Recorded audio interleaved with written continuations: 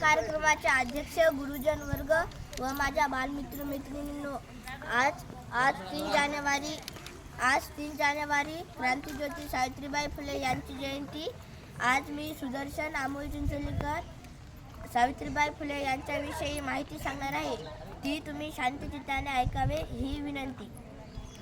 सावित्रीबाई फुले यांचा जन्म 3 जानेवारी 1831 रोजी सातारा जिल्ह्यातील नायगाव येथे झाला. सावित्रीबाई फुले यांच्या आईचे नाव लक्ष्मीबाई व वडिलांचे नाव खंडोजी नरसे पाटील होते. महात्मा फुले व सावित्रीबाईंनी 1 जानेवारी 1848 रोजी पुण्यातील भिडेवाड्यातील मुलींची पहिली शाळा सुरू केली.